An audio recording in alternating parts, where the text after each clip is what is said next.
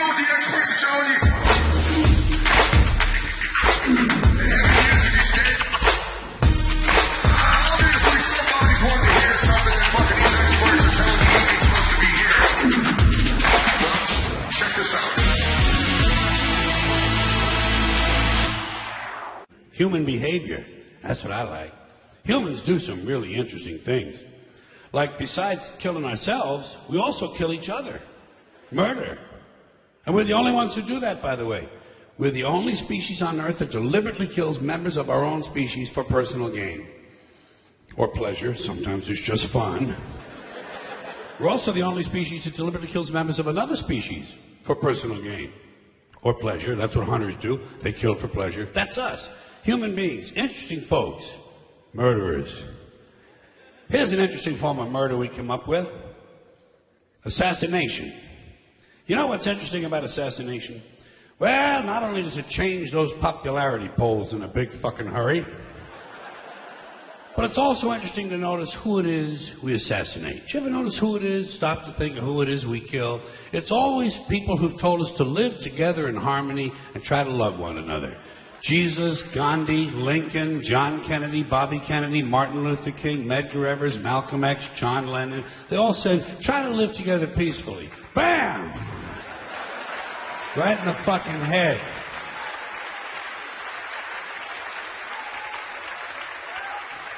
Apparently we're not ready for that. Yeah, that's difficult behavior for us. We're too busy sitting around trying to think up ways to kill each other. Here's one we came up with. It's efficient, too. Genocide, you know? Killing large numbers of people simply because they don't look like you, they don't talk like you, and they don't have the same kind of hats you do. You ever notice that anytime you see two groups of people who really hate each other, chances are good they're wearing different kind of hats. Keep an eye on that, it might be important. But anytime there's genocide, there are always mass graves. Right? Every time we kill some dictator and go march into his country, we always find mass graves. Thousands and thousands of dead bodies of people the dictator killed. And everybody over here gets horrified. Whoa, mass graves, whoa. Well, shit, what's a guy supposed to do with a couple thousand people he just killed? Dig separate holes? Fuck that shit. It's labor intensive. Get real. The whole idea of killing a large number of people at one time in one place is convenience, efficiency. Throw them in the fucking hole. Look at it this way. At least the dictator had the decency to throw a little dirt on them. Give the guy some credit. Dictator's a busy man. Got a lot on his mind. Like trying to figure out who's planning to kill him. So he can pick them up, put them in prison, and torture them. Here's another one of our interesting, heartwarming behaviors we come up with. Somewhere along the way, torturing each other. You want to hear a really cool torture that the Romans invented? They also used it as a form of capital punishment. It's really creative. They would take the guy in question, stuff him in a burlap sack, seal the sack up real tight, and throw it in the river. But, and here's the creative part, inside the sack with the guy, they would put a dog, a monkey, and a snake. Okay? A dog, a monkey, and a snake. That's fucking creative. Imagine being inside a burlap sack, underwater in the dark, sitting next to a drowning monkey. Think he'd be moving around a little bit? The dog would be going ape shit, we know that.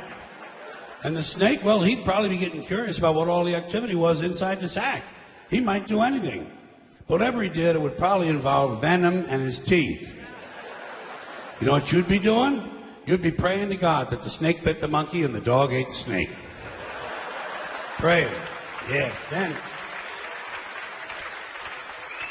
Then it would be just you and the dog. Man and his best friend. Drowning together. Maybe before you died, you could teach him a few tricks. Roll over and play dead wouldn't be too difficult, would it? Just a thought, just a playful thought. By the way, I assume you're noticing that all these activities I'm mentioning, murder, torture, genocide, these are all things human beings do. Not animals, those creatures we feel superior to. This is us.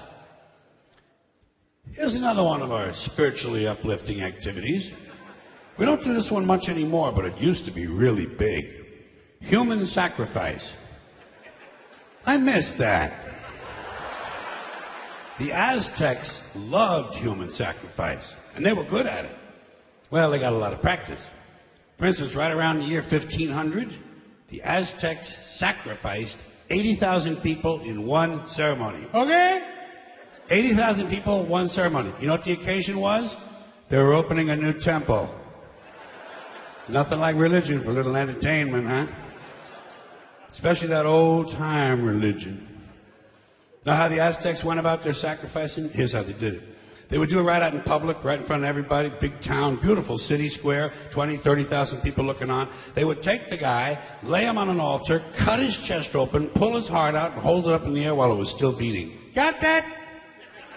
Cut his chest open, pull his heart out, and hold it up in the air while it was still beating. You know what you call that? Theater. That is fucking theater. And although the procedure may have been a little too crude to be considered the first bypass surgery, it could easily be seen as an early form of organ donor program. The Aztecs, human beings, just like us. Not too long ago, 500 years, Columbus had already landed. This is just south of here, Mexico. And by the way, those hearts didn't go to waste, did not go to waste. Because right after the ceremonies, the royal family, naturally, would enjoy another one of our amusing activities, cannibalism. Cannibal, imagine that, chowing down on another human being. You gotta be all out of beef jerky, man. You gotta be really fucking hungry. But it happens, doesn't it? Still happens to this day. Bunch of people stranded in the wilderness, run out of Pop-Tarts, gotta eat something. Might as well be Steve. And how do you decide who to eat first? How do you decide who's first on the barbecue rack? Do you pick on the little guy because he's skinny and he can't fight back? Or do you all gang up on the bodybuilder because he got a lot of steaks and chops on him? These are things human beings have to consider. One more of these charming diversions of ours, necrophilia. Huh? Now there's a hobby for you. Fucking a corpse. Takes a special kind of guy, don't you think? But it happens. More than you might think. It happens among humans. Animals don't do that. Animals don't fuck their dead. A rat will do a lot of gross things, but he will not fuck a dead rat. It wouldn't even occur to him. Only a human being would think to fuck someone who just died. You know the best thing about necrophilia? You don't have to bring flowers. Yeah, usually they're already there. Isn't that nice? It's nice.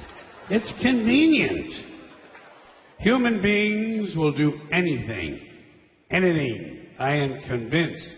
That's why when all those beheadings started in Iraq, didn't bother me. I took it right in stride. A lot of people here were horrified. Ah, beheadings, beheadings. What, are you fucking surprised? Just one more form of extreme human behavior. Besides, who cares about some mercenary civilian contractor from Oklahoma who gets his head cut off? Fuck him. Fuck him. Hey, Jack, you don't want to get your head cut off? Stay the fuck in Oklahoma. Stay the fuck in Oklahoma.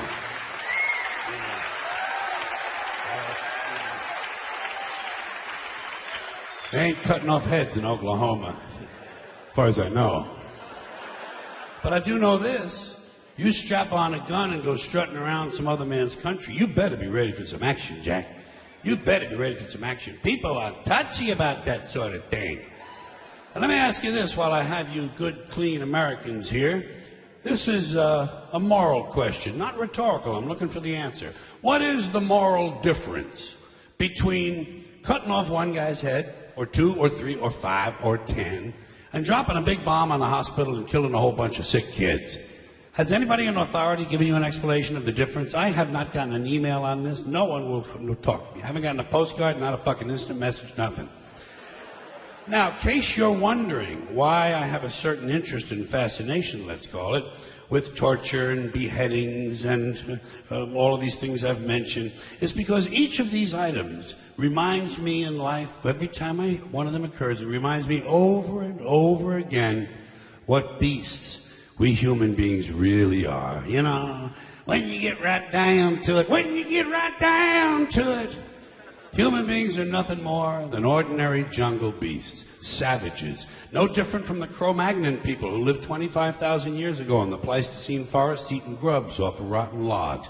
No different. Our DNA hasn't changed substantially in 100,000 years. We're still operating out of the lower brain, the reptilian brain, fight or flight, kill or be killed. Now, we like to think we've evolved and advanced because we can build a computer, fly an airplane, travel underwater. We can write a sonnet, paint a painting, compose an opera. But you know something? We're barely out of the jungle on this planet. Barely out of the fucking jungle. What we are is semi-civilized beasts with baseball caps and automatic weapons. We gotta be the most interesting critters on the planet. And then we wonder why a UFO doesn't just land and say hello.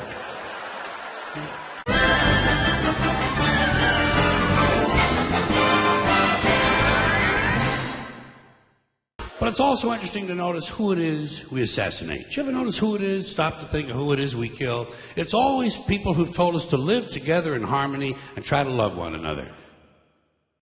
A long time ago, I said to myself, when you're born in this world, you're given a ticket to the freak show. When you're born in America, you get a front row seat. Some people are the freaks.